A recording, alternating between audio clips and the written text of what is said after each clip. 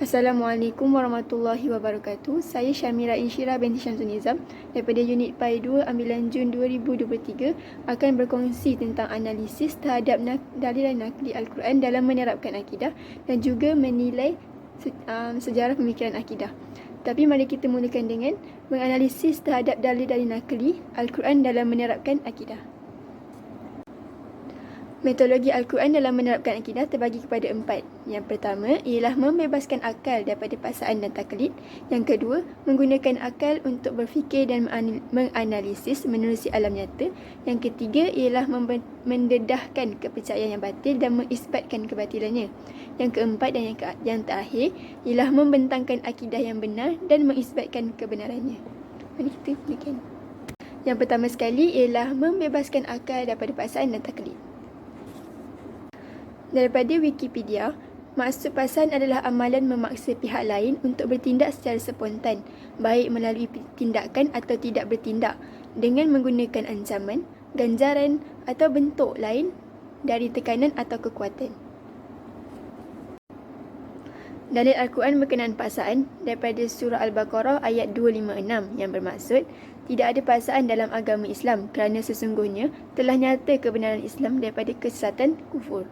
Oleh itu, sesiapa yang tidak percayakan tauhid dan ia pula beriman kepada Allah, maka sesungguhnya ia telah berpegang kepada simpulan tali yang teguh yang tidak akan putus. Dan ingatlah, Allah Maha mendengar lagi Maha mengetahui. Daripada ayat ini, kita dapat fahami bahawa tiada paksaan dalam agama Islam. Tetapi, kita sebagai umat Islam perlulah percaya bahawa agama Islam ialah satu-satunya agama yang benar. Apa itu taklid? Daripada Badran Abu Al-Ainain Badran, taklid boleh diertikan sebagai mengikuti sesuatu perkataan atau perbuatan orang lain tanpa meneliti atau mengetahui dalilnya, atau juga penerimaan hukum-hukum daripada imam tertentu. Dalil Al-Quran berkenaan taklid daripada surah Al-Baqarah ayat 170 yang bermaksud, dan apabila dikatakan kepada mereka, turutlah akan apa yang telah diturunkan oleh Allah, mereka menjawab, tidak, bahkan kami hanya menurut apa yang kami dapati datuk nenek kami melakukannya. Patutkah mereka menurutnya sekalipun datuk nenek itu tidak faham suatu apa pun tentang perkara-perkara agama dan tidak pula mendapat petunjuk hidayah daripada Allah. Ayat ini bermaksud, daripada ayat ini kita dapatlah fahami bahawa Allah Subhanahu Wa Taala menghendaki manusia menggunakan akalnya sendiri untuk memilih pendirian hidup, bukanlah dengan cara mendengar atau melihat perbuatan nenek moyang lalu terus diterima. Metodologi Al-Quran yang kedua ialah menggunakan akal untuk berfikir dan menganalisis menerusi alam nyata. Maksud akal sumber daripada Kamus Dewan Bahasa dan Pustaka. Akal bermaksud kekuatan otak untuk menimbangkan atau untuk memikirkan sesuatu. Dalil Al-Quran tentang suruhan supaya manusia menggunakan akal daripada surah Ali Imran ayat 190 yang bermaksud, sesungguhnya pada kejadian langit dan bumi dan pada pertukaran malam dan siang adalah tanda-tanda kekuasaan, kebijaksanaan dan keluasan rahmat Allah Subhanahu Wa Taala bagi orang-orang yang berakal. Daripada ayat ini kita dapat mengetahui bahawa Allah mengarahkan akal manusia supaya berfikir tentang penciptaan alam, iaitu dengan dimulai dengan kejadian langit yang berlapis-lapisan, adanya cakrawala bintang, matahari, planet-planet, bulan serta sistem-sistem di jagat raya, termasuklah berjuta-juta galaksi. Dalil Al-Quran berkenaan penciptaan hujan daripada surah An-Nur ayat 43 yang bermaksud, tidakkah engkau melihat bahawasanya Allah mengarahkan awan bergerak perlahan-lahan, kemudian dia mengumpulkan kelompok-kelompoknya, kemudian dia menjadikannya tebal berlapis-lapis. Selepas itu engkau melihat hujan turun dari celah-celahnya, dan Allah pula menurunkan hujan batu dari langit, dari gunung-gunung awan yang ada padanya. Lalu ia menimpakan hujan batu itu kepada sesiapa yang dikehendakinya dan menjauhkannya dari sesiapa yang dikehendakinya. Sinaran kilat yang terpancar dari awan yang demikian keadaannya hampir-hampir menyambar dan menghilangkan pandangan. Dalil Al-Quran berkenaan penciptaan tumbuhan daripada surah Az-Zumar ayat 21 yang bermaksud, Tidakkah engkau memerhatikan bahawa Allah menurunkan hujan dari langit, lalu didirikannya menjadi mata-mata air di bumi? Kemudian ia menumbuhkannya dengan air itu tanaman-tanaman yang pelbagai jenis dan warnanya. Kemudian tanaman-tanaman itu bergerak segar hingga ke suatu masa yang tertentu. Selepas itu engkau melihatnya berupa kuning. Kemudian ia menjadikannya hancur bersepai. Sesungguhnya segala yang tersebut itu mengandungi peringatan yang menyedarkan orang-orang yang berakal sempurna. Daripada ayat ini kita dapat melihat penciptaan, bagaimana terciptanya tumbuhan itu. Sekarang kita akan teruskan kepada metodologi yang ketiga, iaitu mendedahkan kepercayaan yang batil dan mengisbatkan kebatilannya.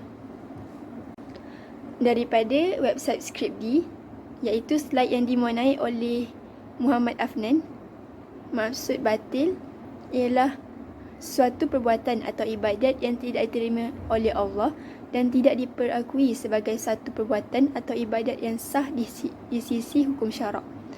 Akidah yang batil pula bererti sesuatu iktikad atau kepercayaan yang bercanggah dengan Al-Quran dan As-Sunnah. Dalil Al-Quran tentang kepercayaan batil iaitu Allah mempunyai anak.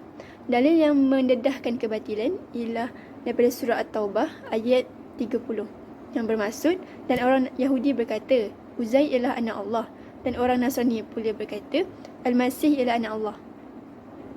Dalil yang mengisbatkan kebatilannya pula ialah daripada surah Al-An'am ayat 101 yang bermaksud, dia Allah pencipta langit dan bumi, bagaimana mungkin dia mempunyai anak padahal dia tidak mempunyai isteri, dan dia menciptakan segala sesuatu dan dia mengetahui segala sesuatu. Daripada ayat ini, kita dapat mengetahui bahawa mana mungkin Allah dikatakan beranak. Kalau dia beranak, nescaya ada isterinya. Kalau sudah beranak isteri, tentulah dia sebagaimana ditentukan tadi, terdiri dari satu jenis. Dan kalau terdiri dari satu jenis, nescaya ada lagi jenis lainnya. Pendek kata, kalau Allah sudah beranak pinak dan beristeri, dia bukanlah Tuhan. Dan bukan jenis yang seperti itu yang sanggup menciptakan langit dan bumi ini. Hakikatnya Allah itu menjadikan, bukan melahirkan, dan tidak boleh disamakan dengan sesuatu apapun. Seterusnya yang kedua, dalil Al-Quran tentang kepercayaan batil, iaitu hari kiamat tidak akan berlaku.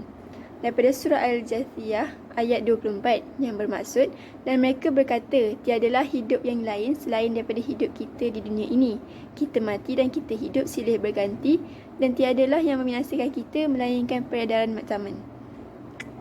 Dalil yang mengisbatkan kebatilannya pula ialah daripada surah Al-Hajj ayat 7 yang bermaksud, dan sesungguhnya hari kiamat itu pasti datang, tidak ada keraguan padanya, dan sungguh Allah akan membangkitkan siapa pun yang di dalam kubur. Daripada surah Al-Jathiyah ayat 24 tadi, kita dapat fahami bahawa mereka yang tidak beragama Islam ini mempercayai bahawa kehidupan selepas mati tiada. Maksudnya, tiadalah hari kiamat bagi mereka. Tetapi daripada Al-Quran telah dinyatakan bahawa hari kiamat itu pasti akan datang. Jadi kita sebagai umat Islam perlu mempercayai bahawa hari kiamat itu pasti akan datang suatu hari nanti. Metodologi Al-Quran yang terakhir pula adalah membentangkan akidah yang benar dan mengisbatkan kebenarannya.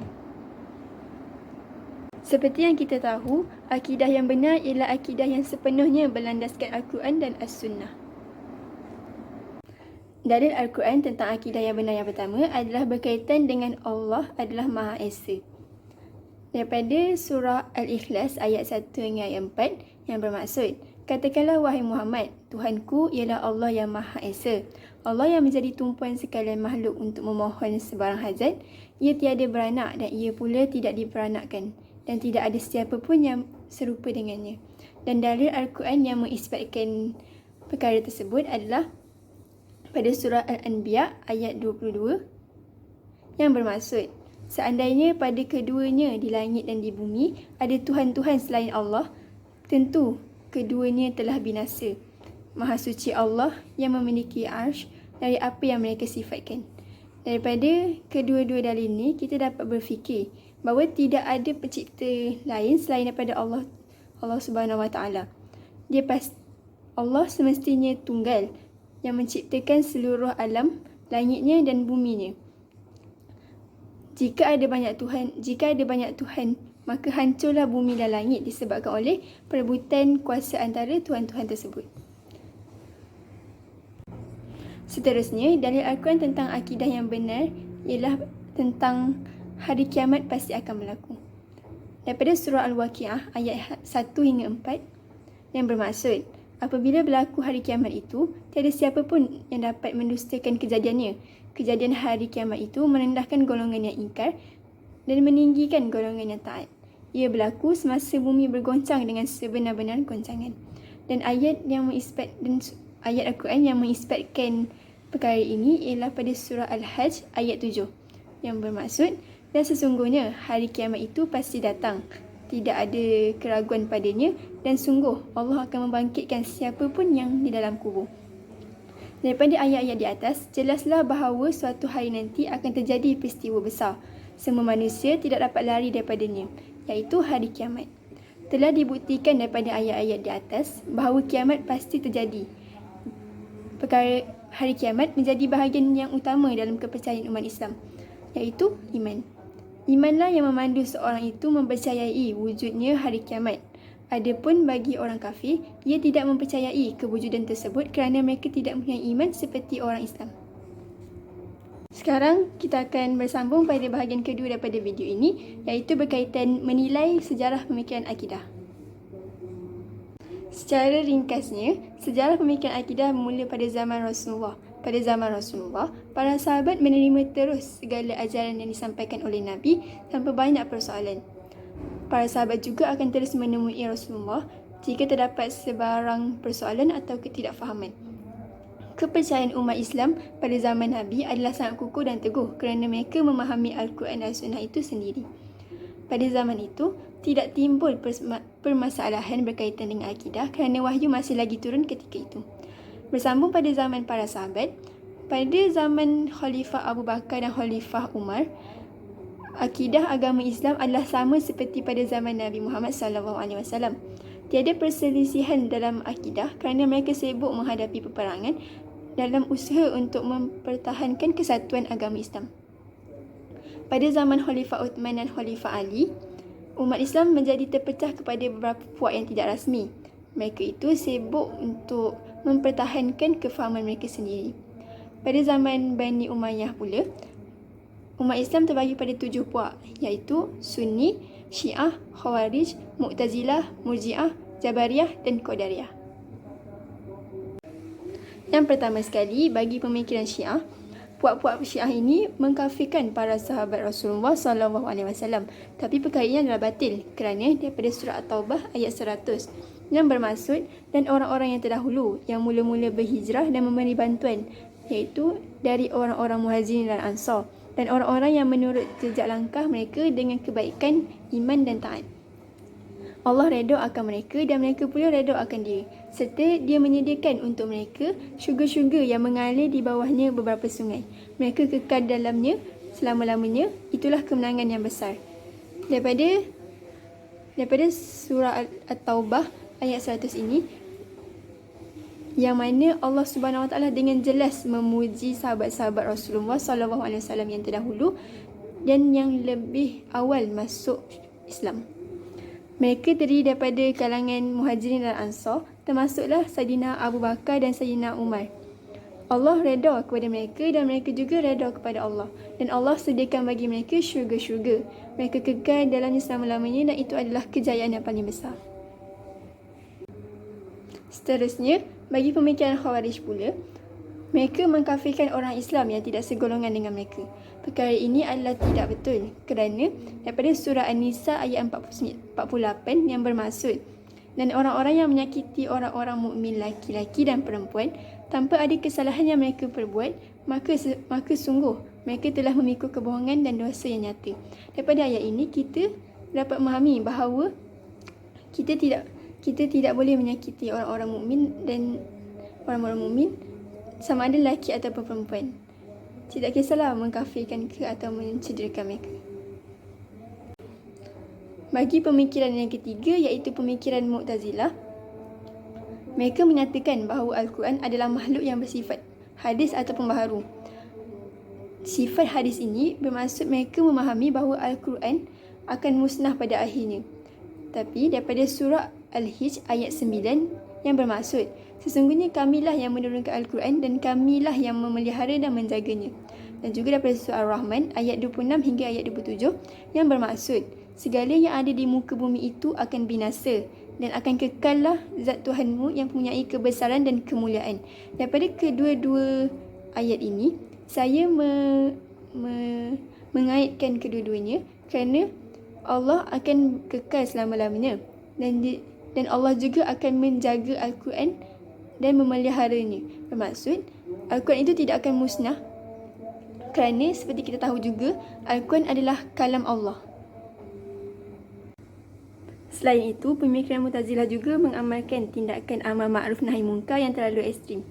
Daripada dalil Al-Quran, iaitu surah An-Nahl ayat 125 yang bermaksud, serulah manusia kepada jalan Tuhanmu dengan berhikmah dan pengajaran yang baik, dan berdebatlah dengan mereka dengan cara yang baik.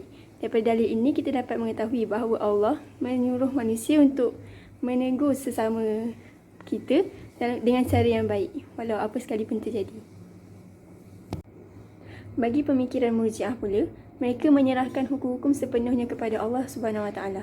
Perkara ini adalah benar kerana pada surah Asy-Syura ayat 10 yang bermaksud, dan apapun yang kamu perselisihkan padanya tentang sesuatu, keputusannya terserah kepada Allah yang memiliki sifat-sifat demikian, itulah Allah Tuhanmu. Kepadanya aku bertawakal dan kepadanya aku kembali. Daripada ayat ini, kita dapat faham bahawa kita memang sepatutnya menyerahkan segala benda kepada Allah Subhanahu Wa Taala. Bagi pemikiran Jabariyah pula, mereka berlebih-lebihan dalam masalah takdir sehingga menganggap bahawa manusia tidak memiliki kehendak dan tidak memiliki pilihan untuk berbuat sesuatu. Semua serba dipaksa oleh Allah Subhanahu Wa Taala. Tetapi perkara ini adalah tidak benar kerana berdasarkan surah Al-Baqarah ayat 256 yang bermaksud, tidak ada paksaan dalam agama Islam kerana sesungguhnya telah nyata kebenaran Islam daripada kesesatan kufur. Oleh itu, sesiapa yang tidak percayakan tagut dan ia pula beriman kepada Allah, maka sesungguhnya ia telah berpegang kepada simpulan tali agama yang teguh yang tidak akan terputus. Dan ingatlah, Allah Maha mendengar lagi Maha mengetahui. Bagi pemikiran yang terakhir, iaitu pemikiran Qadariyah, mereka beranggapan bahawa manusia berkuasa penuh untuk menentukan nasib dan perbuatannya, maka perbuatan dan nasib manusia itu dilakukan dan terjadi atas kehendak dirinya sendiri tanpa sebarang campur tangan daripada Allah Subhanahu Wa Taala. Perkara ini adalah batil kerana berdasarkan surah An-Nisa ayat 79 yang bermaksud, apa jua kebaikan, nikmat kesenangan yang engkau dapati, maka ia adalah daripada Allah, dan apa jua bencana yang menimpamu, maka ia adalah daripada kesalahan dirimu sendiri. Daripada surah An-Nisa tadi, kita dapat memahami bahawa nikmat dan kesenangan yang kita dapati ialah semua daripada Allah Subhanahu Wa Taala. Rumusan daripada perkongsian saya dalam video ini adalah terdapat banyak pemikiran akidah yang menyeleweng pada zaman sekarang yang boleh menyebabkan kita bercanggah dengan Al-Quran dan As-Sunnah. Oleh itu, kita sebagai seorang umat Islam perlulah mengelakkan diri daripada amalan taklid dalam kehidupan seharian dengan memahami dan mempelajari akidah Islam dengan lebih mendalam. Perkara ini untuk mendapatkan pemahaman yang lebih kukuh tentang hukum-hukum dalam agama. Seterusnya, kita mestilah menggunakan akal yang telah diberikan oleh Allah untuk membezakan perkara yang batil dan perkara yang benar. Akhir sekali, kita juga perlulah sentiasa berdoa untuk meminta bimbingan dan perlindungan daripada Allah dalam menjaga akidah diri kita.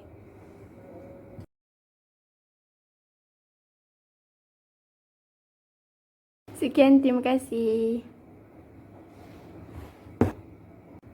Kenapa bergoyang begitu sekali?